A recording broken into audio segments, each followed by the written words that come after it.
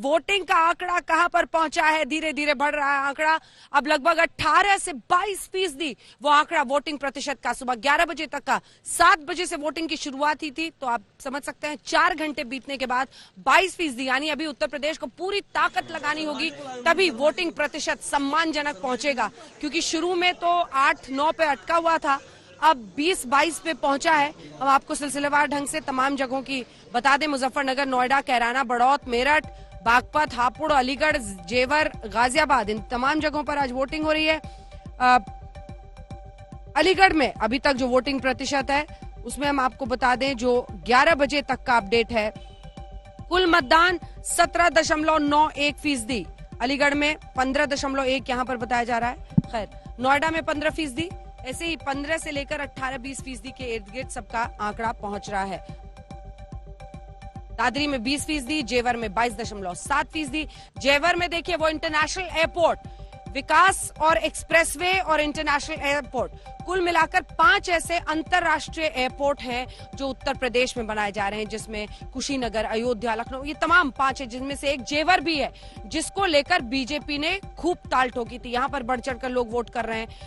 ऐसे ही 20% के आसपास अभी सुबह 11 बजे तक का आप कह सकते हैं। बुलंदशहर हो 20.57, 21 के ऊपर अनूप शहर, शिकारपुर में 22 कुछ, और खुर्जा में देखिए 24.33% वोट पड़ चुका है। ये संकेत है कि वोटिंग तो हो रही है, लेकिन अब ये किस तरह से आगे गति पकड़ती है उस पर सबकी नजर रहेगी कि वोटिंग और जो मतदान है वो कैसे होता है। हम आपको तस्वीरें दिखा रहे हैं। वोटिंग के पहले दर्शन पूजन जो तमाम नेता कर रहे हैं, श्रीकांत शर्मा ऊर्जा मंत्री।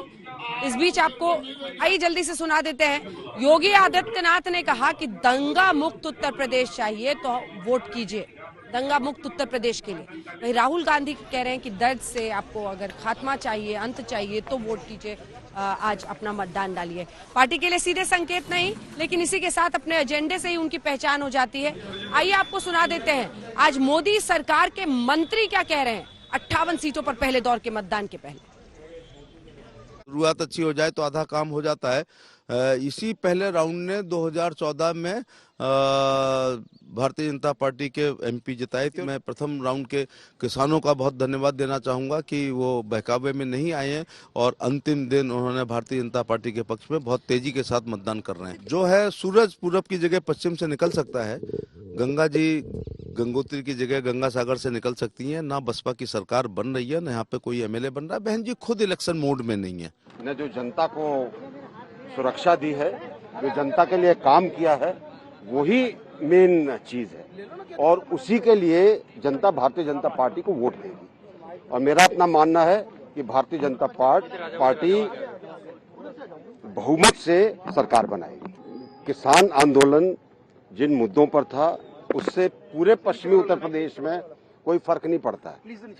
ये गन्ना बेल्ट है, गन्ने का भुगतान योगी जी ने मायावती जी के टाइम का भी किया, अखिलेश जी के टाइम का भी किया, अपना भी किया, उसके अलावा और चीनी मिलें खुली, तो ये मुद्दा नहीं है। तो सुना आपने, केंद्रीय मंत्री तमाम आश्वस्त हैं कि बीजेपी अच्छा प्रदर्शन करेगी। और एसपी सिंह बघेल, जिनकी आप बात सुन रहे थे, केंद्रीय मंत्री, ये तो करहल से उम्मीदवार हैं अखिलेश यादव के खिलाफ, जिन्हें भारतीय जनता पार्टी ने उतारा है। पहले बहुत कयास लगाए जा रहे थे कौन बनेगा, लेकिन एसपी सिंह बघेल को वहां पर चुनावी मैदान में करहल सीट से, मैनपुरी में करहल सीट पर उतारा है बीजेपी ने अखिलेश यादव के खिलाफ।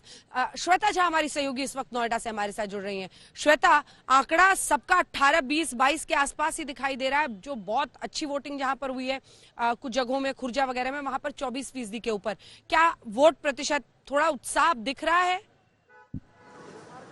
जी बिल्कुल अंजना, इस वक्त जिस मैं मॉडल पोलिंग बूथ पर मौजूद हूँ, वहां पर सबसे पहले आपको ये लोकतंत्र की सबसे खूबसूरत तस्वीर दिखा दूं। यहाँ पर रेत कलाकार वाराणसी से बाकायदा यहाँ पर आए हैं और ये बेहद खूबसूरत रेत की आकृति इन्होंने उकेरी है और इसे बताया जा रहा है कि इन्होंने इसलिए ये बनाया। भैया 1 मिनट इधर आना, भाई साहब इधर जरा आना। ये बताओ, आप वाराणसी से खास तौर पर यहाँ आए हैं, क्या बताने की कोशिश है ये? जी, ये एक लोकतंत्र की मजबूती से मतदान करने के लिए है और मैं वाराणसी से निकला हूँ पूरे उत्तर प्रदेश के मतदाताओं को जगाने। अभी तक सहारनपुर, मेरठ और गाजियाबाद, और मेरा ये चौथा पड़ाव है नोएडा में। तो ये लोकतंत्र की खूबसूरती और मजबूती दोनों दिखाता हुआ यहाँ पर एक मॉडल पोलिंग बूथ पर, और साथ ही साथ आपने जो सवाल पूछा अंजना, आपको बता दूं जहां मैं खड़ी हूँ सुबह से देख रही हूँ लगातार यहाँ पर बुजुर्ग, खास करके सीनियर सिटीजन्स में मैंने जो उत्साह देखा है, व्हील चेयर पर वो सुबह सुबह से आ रहे हैं और सबसे पहले मतदान करते हुए हमने उन्हें देखा। और यहाँ पर अभी भी भीड़ लगी हुई है। यहाँ पर हाई राइज अपार्टमेंट्स है। अगर मैं अपने कैमरामैन को कहूँ कि जरा कैमरा पैन करके दिखाए कि ये जो पूरा इलाका है नोएडा का, ये हाई राइज अपार्टमेंट्स का इलाका है। यहाँ पर खास करके आप कह लीजिए कि मध्यम वर्गीय परिवार जो है वो यहाँ पर रहता है, जो रोज अपनी रोजी रोटी की चिंता जिनको रहती है, और वो ज्यादा कुछ नहीं चाहते सरकार से। अपराध मुक्त वो प्रदेश चाहते हैं और कुछ उनकी जो जरूरतें हैं वो हम जानने की कोशिश करते हैं। आप ये बताइए कि खास करके जो मध्यम वर्गीय परिवार है जो इन इलाकों में, इन अपार्टमेंट्स में रहता है, क्या चाहता है और क्या सोचकर आपने इस बार मतदान किया? पहले तो मुझे इस चीज की बहुत खुशी है कि हाई राइज से लेके गांव हर एक आदमी सुबह 7 बजे से यहाँ है। हम लोग को सबसे बड़ी रिक्वायरमेंट जो हमारी थी वो सिक्योरिटी को लेके, जो अभी भी एक थोड़ा सा मुद्दा बना हुआ है, लेकिन हम सरकार, कोई भी सरकार आए, उनसे ये चाहते हैं कि जो भी मुद्दे, चाहे रजिस्ट्री के हों या कोई और मुद्दे जो बचे हुए हैं, हालांकि हमने पिछले 5 साल में देखा है कि काफी बदलाव हुए हैं, काफी बदलाव हुए हैं, सुरक्षा को लेके काफी बदलाव हुए हैं, लोगों की बात सुनी जा रही है, काफी रजिस्ट्री को लेके भी डिप्टी रजिस्ट्रार यहाँ बैठते हैं, और हम हाई राइज के लोग अपनी सिक्योरिटी और इन सब चीजों के लिए आज अपने माइंडसेट से यहाँ वोट देने हैं। जो महिला है, खास करके महिलाओं के क्या मुद्दे हैं, क्योंकि वो भी काफी अहम हो जाते हैं। महिला सुरक्षा एक बहुत बड़ा मुद्दा चुनाव के दौरान बना। हाँ जी, क्योंकि आजकल काफ़ी महिलाएं हैं जो वर्किंग हैं, रात में जब वो घर आती हैं तो चैन स्नैचिंग से लेकर उनका लैपटॉप छीन के भाग जाना, ये सब इनसिक्योरिटी जो थी, मैं खुद देख रही हूँ इम्प्रूवमेंट आया है। अब उनकी सिक्योरिटी में भी इम्प्रूवमेंट है, और मैं आगे आने वाली जो भी सरकार है उससे यही उम्मीद करूंगी कि औरतों को सिक्योरिटी, शिक्षा, रोजगार और सफाई, यही सब की डिमांड है। ज़्यादा कुछ उनकी चाहत नहीं होती। उनका ये कि डेवलपमेंट हो और बच्चों की शिक्षा, सुरक्षा, ये सब उनको मिले। बिल्कुल अंजना, तो इस इलाके में खास करके जो लोग हैं अंजना, इनका यही कहना है, महिला लोगों के मुद्दे हैं वो बखूबी यहाँ पर मौजूद लोग उठाते हुए ज्यादा से ज्यादा लोग मतदान के लिए आए। श्वेता, सबकी यही नजर रहेगी, क्योंकि वोट ही है एक ऐसी चीज जिसके जरिए आप तय कर सकते हैं अपनी नीतियों को, अपने जो नियति आने वाली है।